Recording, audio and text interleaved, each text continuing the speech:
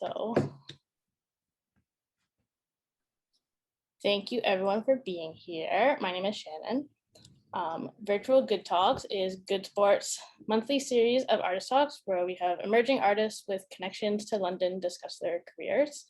And we would like to acknowledge the Ontario Arts Council for their funding support in this initiative. And Zane is going to introduce Nico. First, before we introduce Nico, we have a quick land acknowledgement that we've been doing every talk beforehand. So Good Sport is located on the traditional territory of the Anishinaabe, the Haudenosaunee, the Lenapeewuk, and the Adawandran people of southwestern Ontario. These lands are connected to the London Township and Sombra treaties of 1796 and the One Dish and One Spoon Covenant Wampum. Our acknowledgement of this place and its people is made with deep gratitude, and Good Sport stands in solidarity with the land and water defenders of Turtle Island. And especially with the Six Nations land defenders located near us fighting for sovereignty at 1492 Landback Lane. So links I'll put in the chat. I'm just gonna keep reading for a second and then I'll put the chats in when I'm done introducing Nico. So Nico, if for those who don't know, Nico is an Anishinaabe multidisciplinary artist from Aamjiwnaang First Nations. His studio practice is based in Tiohtiá, Mooniyang, Montreal. Nico uses beadwork to create experimental forms and create a dialogue with his own experiences of being NDN. Nico recently exhibited work at the Musée d'Art Contemporain de Montréal as a part of a group exhibition. He has also facilitated and presented a community-based project at the PHI Foundation. He works with Japanese glass Delicas and creates experimental forms using geometric beadwork. He is an active member in the urban Indigenous Montreal Arts community and a board member of the Biennale d'Art Contemporain Autochtone, Contemporary Native Art Biennial. So in 2018, Williams was included in the feature article and film spot in National Geographic. In 2019, he became a core member of the Contemporary Geometric Beadwork Project research team. And when he was invited to participate in a creation session entitled Art, Architecture, and Models of Hyperbolic Energy at the Massachusetts Institute of Technology, or MIT, in Boston. His work has been exhibited in solo and group exhibitions across Canada and internationally, including his recent exhibition, Beading Now at La Guilde, in which he presented works from 2014 and 2018. So I will hand it over to Nico. Thank you for coming and watching and everything. Okay, thank you.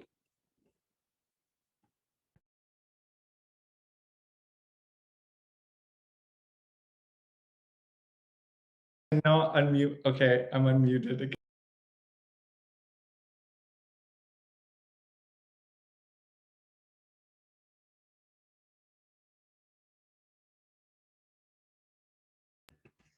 All right. Hello, everybody. Ani, miigwech for coming out. Yeah, so my name is Nico Williams, and that was a great introduction with Zane. Yes, I'm based in Tiohtiá right now, and my studio is about a couple blocks from here. I'm in Hochelaga. And this is so great to see you all. So a little bit about my practice. I'm a beadwork artist. I have a background in print. I did a lot of printing.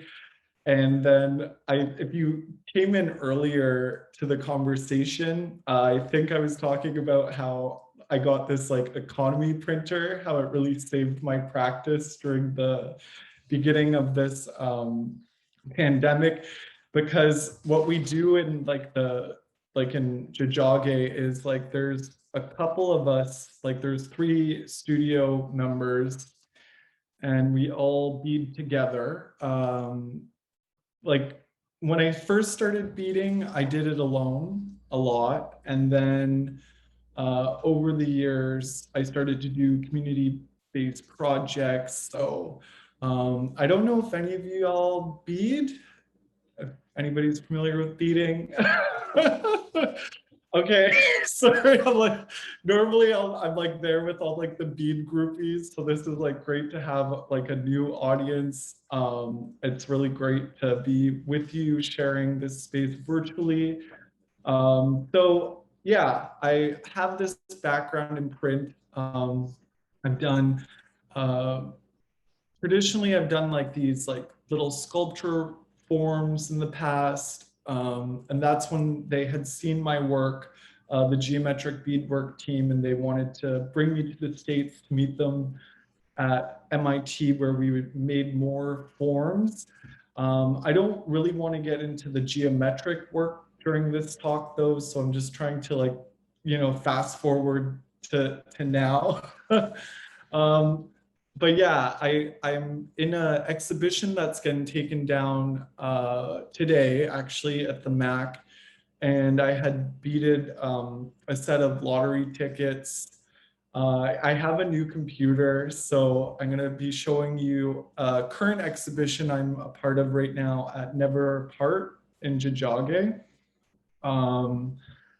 And I'll show you a little bit of the process that I do behind the scenes. Like I showed you some of like the printing, and then we'll beat it, and then we'll start putting it together when we start making the, like I'll grab the object, and then we'll sometimes like I'll just walk around and be like, okay, we're gonna bead this. So let me just show you a little bit of like of this presentation that I prepared for the talk, so I can show you some of my practice. And then I'm going to turn up the brightness, and I'm just going to share the screen. All right, and desktop. Hello. And uh-oh, are we going into like the void of like, oh, okay, there we go. So screen share, awesome. Okay, so in my show, Chimigwech,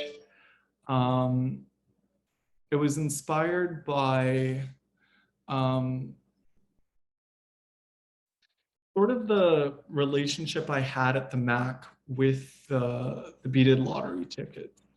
I wanted to continue making objects, exploring things in the debonair, I guess. Like I guess like in Ontario, you call them convenience store, but up here we call them like depths. So I wanted to like continue with like the theme of the debonair. The curator, Tracy, approached me, and they gave me this glass box. So we'll get there at the end of the presentation of how I interacted with the space. And so I wanted to continue with this theme about convenience, debonair, language, and beads, and birch. And you can see I have a little birch bark thing here. You know, I'm in love with baskets and objects they carry. And so I started to do my research, and I looked at these works created in the past. People are still making them today.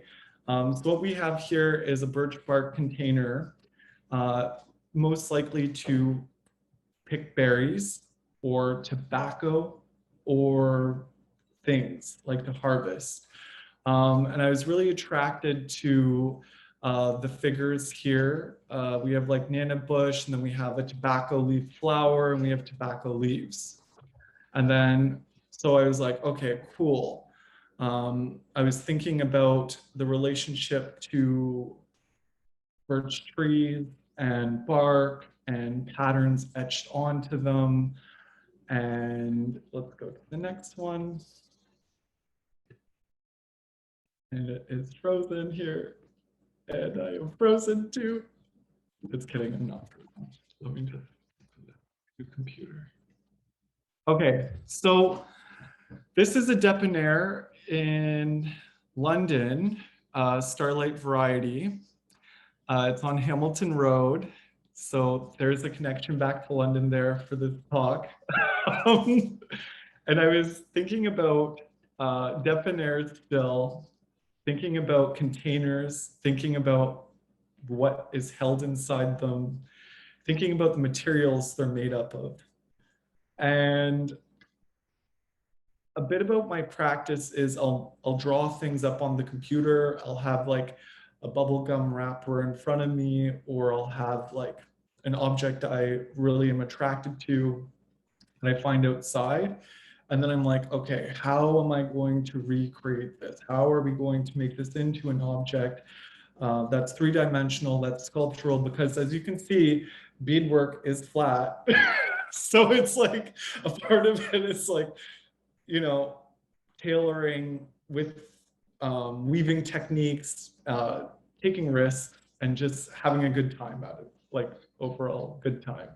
So this variety store here, Starlight Variety on Hamilton Road, was one of my memories from the past about going to visit my Auntie Lisa in London. She lived in EOA, and I remember sort of leaving like the rural and visiting, you know, like London for the first time, like leaving sort of the country landscape and going into, you know, the city. And I was like, wow.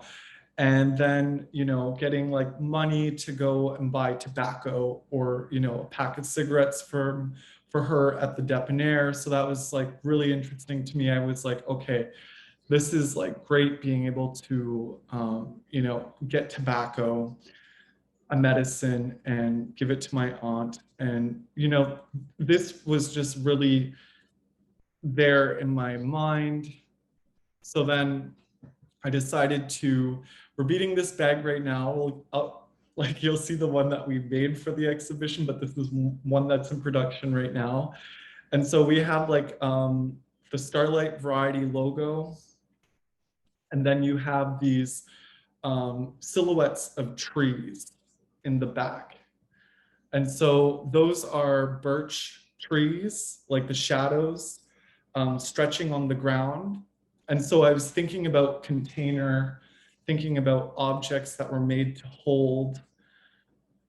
And I was just like, oh my goodness, like this is the basket I've been trying to bead the whole time. Because I'm like, since I started my practice, I've been trying to make a basket the whole time. And like my professor, like Nadia Mir, is like, Nico, you're not making a basket. You're making geometric forms. So finally, like after like 3 years working with Nadia, it's like, okay, this is finally something beaded close in relationship to a basket, you know? So we have container, tree silhouettes, and we're jumping into last year's sort of practice before going into the lottery tickets.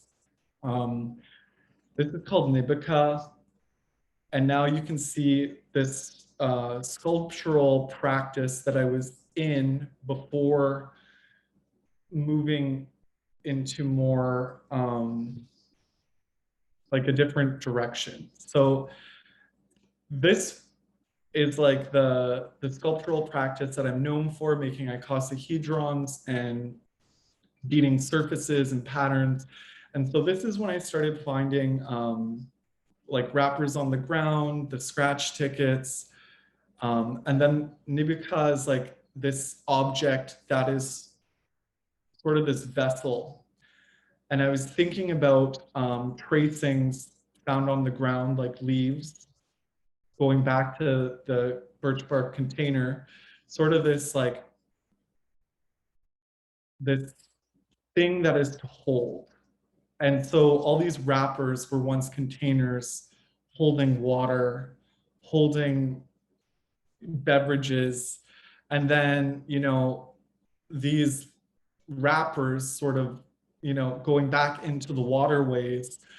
And I was just like, oh my gosh, you have this like, you have these logos or wrappers that were on a vessel that held water or a beverage, and now it's in the riverbanks. And then you have these like sort of little rips and tears of like cups, you know, from like Tim's or Molson is in Montreal here. We have the big clock. Like all these sort of things that hold water. So this was my attempt at making a basket, you know, a while ago. And it was like, this is not a basket, you know. So as you can see, like the computer plan from this year for Chimigwech, it's a little bit closer to that, you know, beaded vessel that holds, even though it doesn't really hold, but we'll get there. So I guess like there is this beauty also in these logos because the colors and the precision and using a bead that is precise. And then when we were making this, I'm gonna try to like, you know, stress we, it's like teamwork. Because when I did learn how to make baskets traditionally, I did learn how to make baskets like this. And the teacher told me when a basket was being made in the past, it was sort of a community or a household making the basket together. So that's the cool thing about this geometric beadwork practice is I've developed this process where there's like this relationship to color, there's this relationship to community, we're sitting around a table, we're making something together, we're having a dialogue with each other. So it's fun, you know?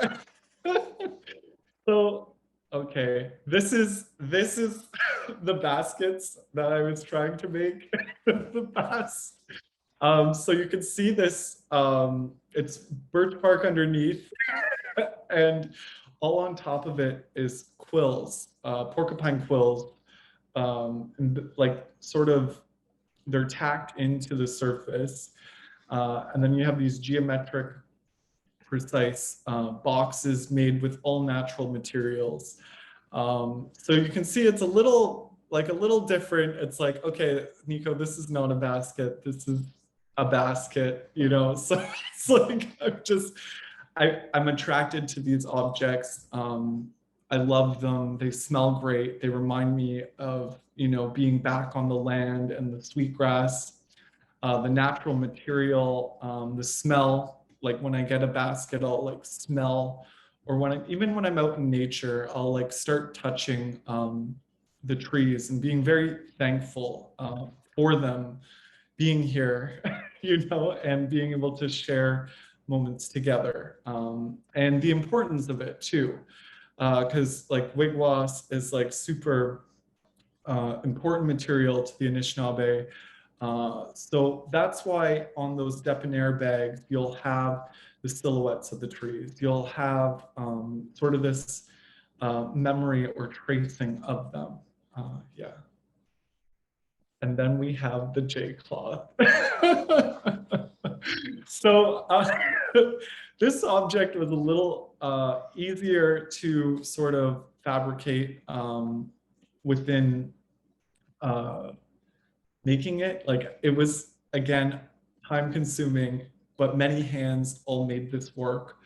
It was inspired by this moment when I was like, I have this closet of beads, right? So I have these big bags of beads. And so I just had them all out and I was working on my debonair series outside of my studio. And I was like, what am I going to do with all these beads? Like, how will this tie in relationship to all these other objects that I'm making right now? So not only does this object really connect to memories of the past for many people when they're in front of the work, It's this object that we can relate to. It's been in our house. It's an object we reuse. And I was thinking about reusing baskets, reusing objects, and cleanliness also, because like sort of when I looked at this J-cloth, it reminded me of touch. And it's like this object we use with our hands to sort of, you know, work with surfaces. And I think it still relates to the debonair, even though they're not using it in the debonair, they're definitely still selling them, you know, in like the little clear plastic things. But I thought this object presented like this. It was supposed to be a knob. Like I wanted it to represent sort of a handle. And then the curator pointed out something a little different. It was like, okay. But I wanted it to represent sort of this like this relationship to touch and cleanliness, you know, entering a space. So it worked. And the work can also stand alone. It can become a sculpture when you put it on a surface. You can walk 360 around it. You can like really move it to how you want and it will stay. That's the cool thing about this. But because of the pandemic, we have to use one wall so people can experience the show while they're walking through. So this object, I was going to put it on a plinth, but I was like, we already have the bag that you'll see coming up on a plinth. So I was like, there's no way that I can have like more than one plinth in the room. I just couldn't, you know what I mean? I was like, we're going to put it up, and for this exhibition, it's going to live as this J-cloth mounted on the wall, representing wiping a handle down as people are coming through and going, and it's an object that is reused, you know. So I thought it really worked with Chimigwech, you know, which I thought meant big thank you, but we'll, again, with the language, doing my research, it shifted a bit. And there we have it. That's what it looks like installed in the space. It's quite large. Like the cloth is like this when you're in front of it. And then so coming up with the mounting system was sketchy as like heck. Curators are always like, Nico, when you're dealing with beadwork, it's really weird. Like you'll put it on the ceiling, you'll put it on the floor, you'll put it, like it's always just like, I'm just bouncing around with with the sculpture, and I'm like, I need to make it a sculpture and I need it to be experienced this way. So yeah, I like one of the curators was like, Nico, you're just like that artist who's always putting beadwork everywhere, you know? So this is how it was installed, and I'm super happy with it because you can see the glass, and then over here, I don't know if you can see my little arrow, you can see the light go through it. So when you're actually in front of the work and you're walking around the exhibition, you can see light passing through it, which I was super excited about. Okay. And then, okay, so here we go. This was the object that first was like Chimigwech. Like I was like, this is what I'm beading. I am beading rolling papers. It's tobacco. It's amazing. I have this object that people are rolling tobacco with. They're using their hands, just like scratching the tickets, you know. So this was like, I was thinking about beading objects that people are using their bodies to interact with. I hope that makes sense. And so I have the smallest bead material, which is size 15 on the zigzag. This is a perfect one that I have here for y'all because it's like, you can see what it looks flat. Like this is my challenge as a beadwork artist all the time, is beading flat. It's super, it's complicated, it's time consuming, but you can see that you're like, how are you going to turn it 3D? And then I have it on sort of this faux birch bark panel etching of plants. And there's like a step back. And so you can see the plant here, the birch bark etching with a pattern underneath of a plant. And then you have this rolling paper called Easy Burn. And it's also inspired by Montreal construction, like the cones. Because I just like, this color doesn't exist in the rolling papers, but I was like, this was sort of just this object that I was like, you know, I'm dealing with traffic all the time, like construction, like traffic construction. And it's bonkers, you know, like I'll be walking to the studio and I gotta go across the street, then I gotta ping bang back. Like it's like this in Montreal when you have to get to one location. So I have this sort of easy burn tribute to this city. And then you can see when I started to fold them and make them more utilitarian, I got really excited about this because when you're in front of the zigzag, it is to scale of an actual like paper dispenser for this. And I was super excited to make it work, which it works, and it's great. It was one heck of a time trying to figure out how to get the beadwork stitched together. But when you're in front of the work, it's very like perfect. And yeah, again, on the back, you have this faux birch bark panel beaded with polyurethane, like plastic beads. And then you have this glass bead on top, precise. So you have the largest children's bead, then you have this small precise bead underneath, then you have paper. I was just freaking out, you know, because it's like birch bark paper, birch bark to make baskets, and then you have rolling paper for tobacco. And then all the plants on these like faux birch bark panels are all plants used to smoke or medicine, like tobacco leaves. I wanted to keep that connection for the debonair, sort of this like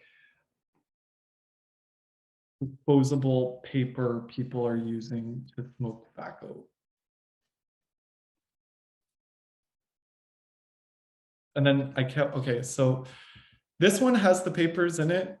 Also, this is just like a shot again, and you can see sort of my weird, like, I tried to make this like little, like peel, like peeling from the wall, like when you're peeling birch bark from the trees. I tried to do it, so, and they're weird slides, like when I was doing it, like making the object, it was like these bed frames at like I found these like bed frames and I took them apart and I was like, oh, it's like this little curve, and then we're gonna like make this fake birch bark and then rest these paper, like these glass rolling paper dispensers on it. And then this one I left without the paper, so then you could see sort of that there's like bones on the inside, sort of like the construction, you know, because it's very difficult to do this stitch. It was super hard to do, but we did it, and I'm super happy with the results. And then this is the full install. You can see sort of these resting pieces of birch bark that I tried to bead. I think it's a success, honestly, like the beaded birch. It was a risk. I was so scared. I was like, literally, we did not know until installation day if it was gonna work or not. And so like, I'm just like beading like constantly. And I was like, oh my gosh, we're beading like four flat brown things. I don't know if this is gonna attach to the bed frame. And then I drilled the bed frame hinges to the wall, and then we just like, you know, hand stitched everything to the wall and stitched the papers onto it. So I'm super excited with this series. And then, okay, so when you come into the exhibition, you have the J-cloth, then you experience these rolling papers, and then finally, you have my final attempt at making a basket. Well, my first attempt, I don't know. I'm just like, here it is. And it says miigwech, miigwech, miigwech, 5 times. And then you have this white, which I was really inspired by snow this winter, as many of us are, I'm sure, seeing it everywhere for such a long length of time. And then you have the the silhouette of birch bark trees, you know, cascading across, stretching along the hill. And then you have this word that I thought meant thank you, but it doesn't necessarily mean thank you. It's just this word that is used during trade that, yeah. Wait, it says participants are now able to see my screen. Were you able to see my screen the whole time? Okay,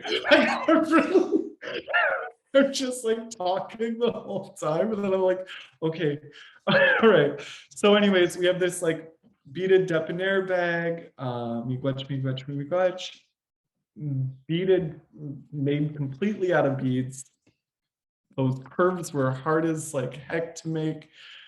And to make an object that is all going one direction, curve and fold within itself up there, that was really tricky, but we did it. And then in the bag, it's filled with quills to pay tribute to the quill boxes, to quills as a material used to adorn garments and baskets. You know, it's still getting made today. I am working with a quill worker in Wisconsin right now. He's amazing, and I'm sending him pictures of rocks and stuff all the time, and he's like, "What is going on?" I'm like, "Okay, just hold on. Did you see the reflection in the water?" You know what I mean? Like, it's so much fun for both of us. And so you have this shopping bag filled up with porcupine quills, and then the silhouette of birch bark trees. Did I get it? Yeah, here's a picture sort of looking in. They have a big plexi box on it now, which is fine. I didn't really want to have plexi on top, but you know, they don't want people like stabbing their fingers with quills. If that happens, who knows? You don't want that, you know? So they put a big box on it. And so, okay, cool. Yeah, all right, getting the hang of the new, oh, yeah. And there is another angle. I just want to go back to this. Yeah, when it's filled with the quills, and then you can see that it's beaded on both sides. I didn't want to fill it up all the way to the top, and I wanted it so you can see the colors. Yeah, like the snow. And then here it is. This is the show from the distance. This is the box that I had. It was like a debonair box in my head, and then the miigwech is printed in white. It looks gray here because of the light, and yeah, so when you're going into the space, it's just sort of white glass. Yeah, and then you can see sort of each has like light on it, and trying to get people to experience it that way, which is good. Yeah, it's great. So when people come to the gallery space at Never Apart, they can each experience the work at a distance and spend time with it. Yeah. Cool. And that's it on my part. Thank you. So we can have questions. You can either write in the chat or you can just unmute yourself and ask. I had a question. I just wanted to ask more about the process, and you're talking about working in a team and how that is important to the work. And just if you could just elaborate on what that's like a little bit? Yes. All right. Well, am I still screen sharing? Okay, cool. Yeah, so like when we're like working on something, this is like going to be a large object. We're all like, let's say this is like thousands and thousands of beads, but let's say someone in Tiohtiá is in the Mile End and they can't come to the studio to work. They'll have this chunk here to work on, and then like I'll be beading, like let's say I'm working on this part. This is such a weird technical thing that I'm showing right now just because I'm working on this right now. There's the rainbow bubble of death, the loading bubble. And so, you know, like we'll all be beading a piece together. Like it's all, you know, here's the depth master. And it's like falling apart right there. But you can sort of see when we're working on an object, it's all calculated, which is like fun. So we're able to divide it in pieces and, you know, make it come together on installation day or something.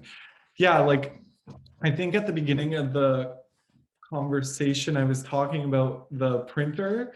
So I'll have like, I have like stacks of them, but they're at my studio.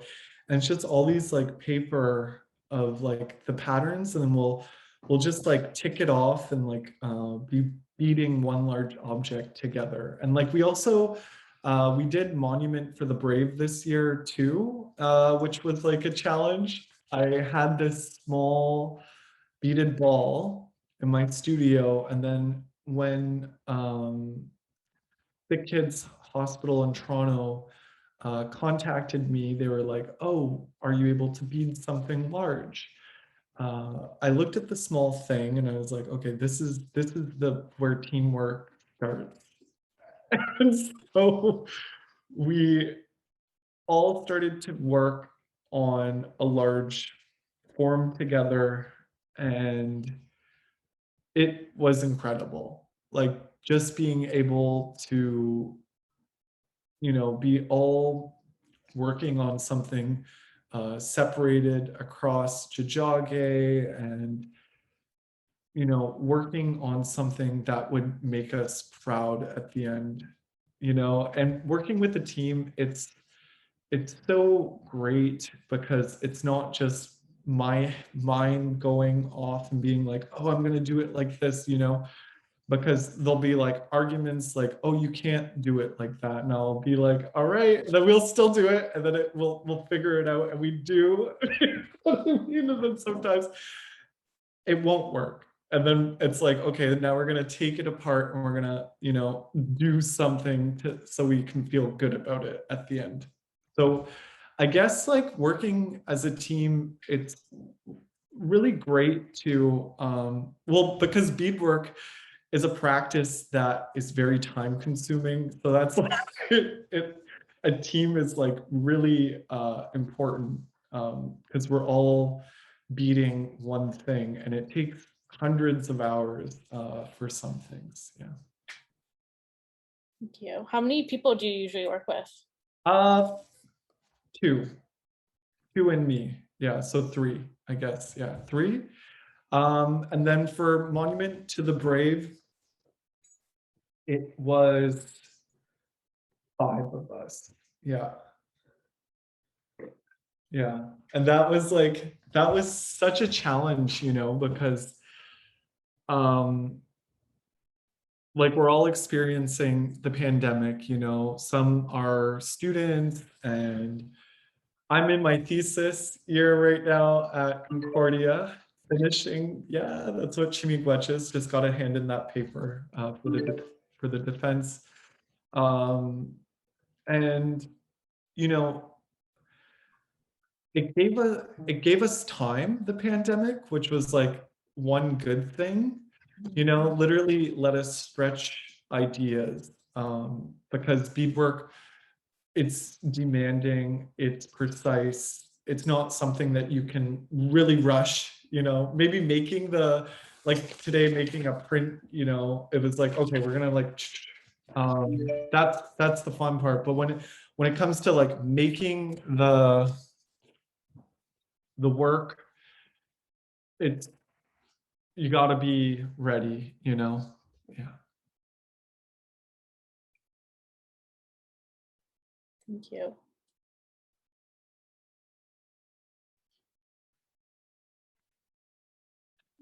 Any other questions?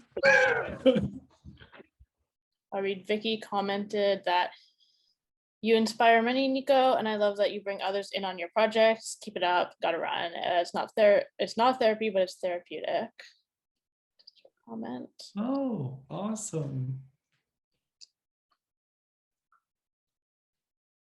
Yeah, that's another thing about this practice is like I've done workshops in the past, and people have really just like continued with it. Like, you know, like I showed, like one time somebody was like, okay, like, can you do like an earring workshop or something? And like, I never did that before. And I was like, okay, like, and the cool thing about it was when we're all working on this project, you know, I'm beading triangles, teaching people how to bead triangles. And I was like, and now we're going to do the earring part, you know?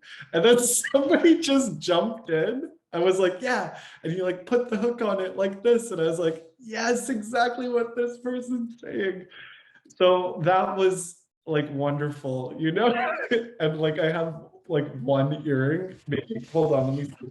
I have this box that I use of like my experimental beadwork box. It's just one second. Let's see if I can find that here. Like, oh yeah, so here it is. Oh, this is it. This is my one earring I made. And this top here is a ring because like I didn't have any hooks for the earring. This is the therapy thing in community. So yeah, I literally learned how to do fringe during that. I did the triangle part, and then somehow magically we figured out how to put earring hook on it so people can stick that on, and you know, some fringe. So now people are actually making these, and they're out there. So you can just, there's one. Yeah. I have a question. Yeah. I mean, I kind of sort of know, but like, what were all the different reasons people were beading? I know it was for like clothing and also for like utilitarian objects, and you said it was like also for storytelling. Yeah. Yeah, for storytelling and like, well, I can just look at it right now why people are beading. Like if you go on Instagram, there's like a lot of like influential beadwork workers out there, like doing patches and making earrings, making like very beautiful stuff that I do not have the time or knowledge how to make for that sort of stuff. So it's like really great to see the influence of beadwork, because one of the main reasons I started beading was because I was attracted to them as a material. You know, I went on Saint Denis and I remember walking into my first bead store less than 10 years ago, maybe 2014, yeah. And just like falling in love with all of the beads. I was like, I need them, give them to me. I need every single color. I don't know how to bead, but I want all of them.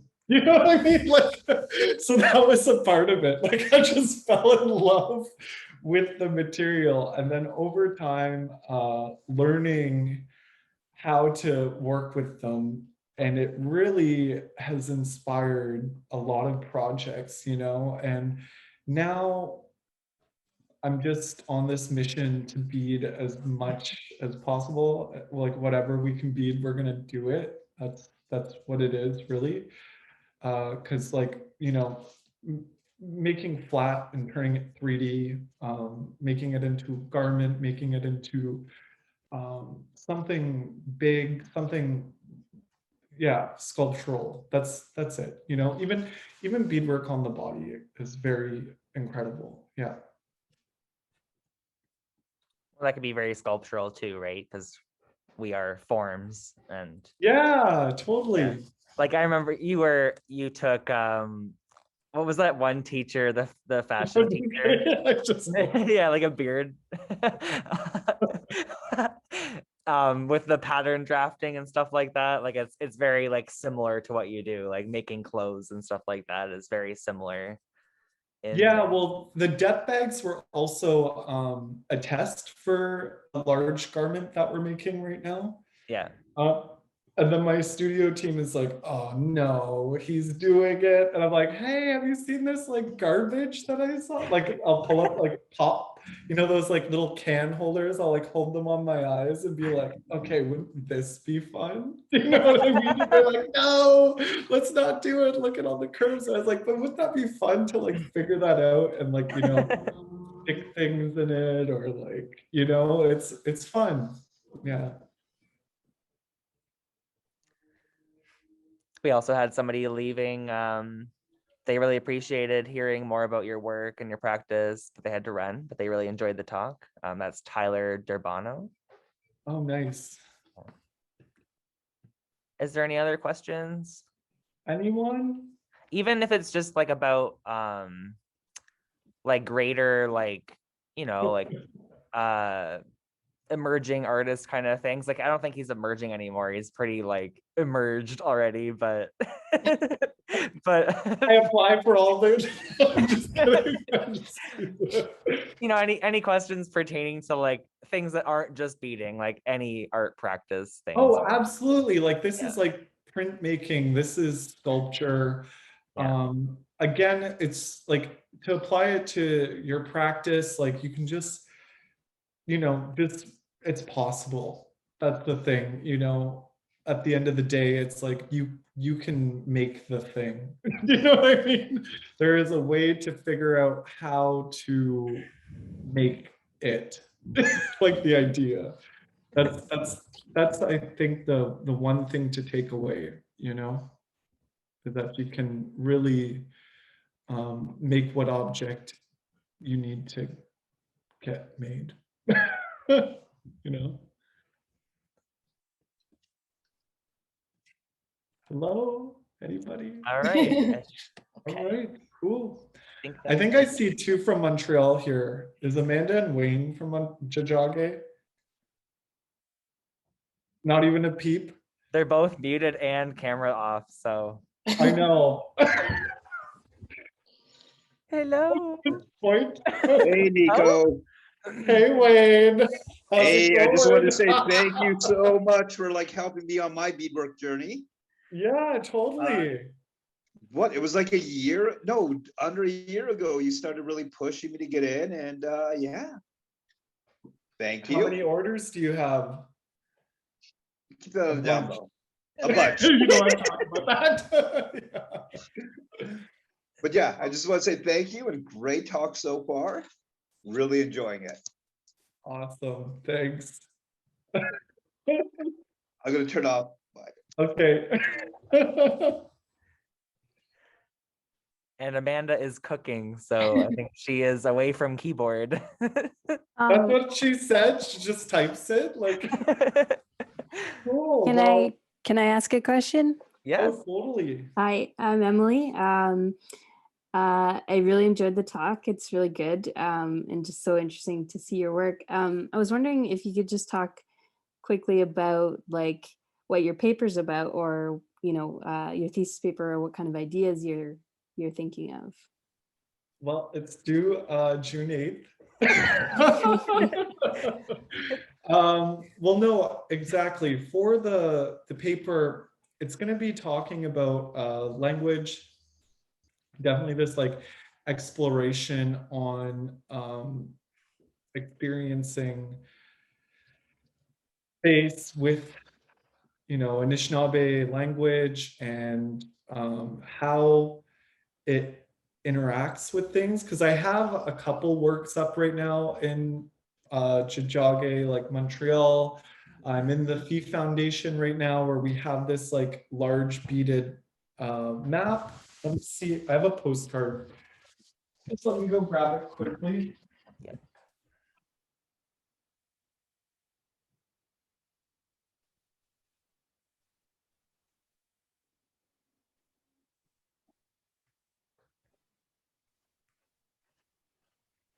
So I beaded like this, it's really large and it's a big community project. Actually, this one's Amanda's postcard. I think that's Amanda in there.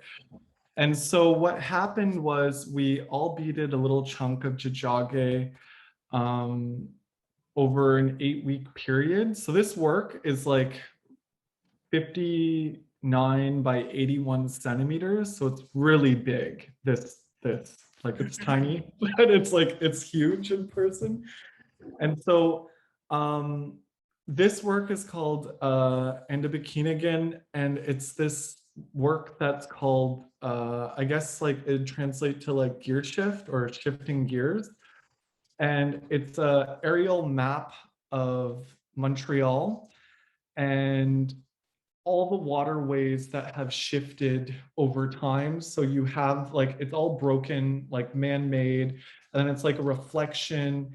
And then you have like the entrance to the St. Lawrence Seaway in there that was like blown up with like giant TNT to make way to clear for the freighters to go through. And so within the like thesis, I'm going to try to sort of talk about language and how land is experienced with it, if that makes sense. Like miigwech is in relationship to tobacco and the birch tree and being thankful for them being here, and going back to language with, shifting land and water going through it for containers that hold stuff. So containers that hold stuff. So there's going to be something there. I have like, a month now to get it done, and I'm excited to write about it. Yeah. Thank you. Yeah, thanks. Thank you. Okay, so if we don't have any more questions, we can finish, and we will be putting the talk up on our YouTube account in the near future. And thank you very much, Nico. Awesome. All right, well, thank you everyone for sharing the space. Thanks for coming. Thank you. Yeah. Thank you. Good night, everybody. Yeah.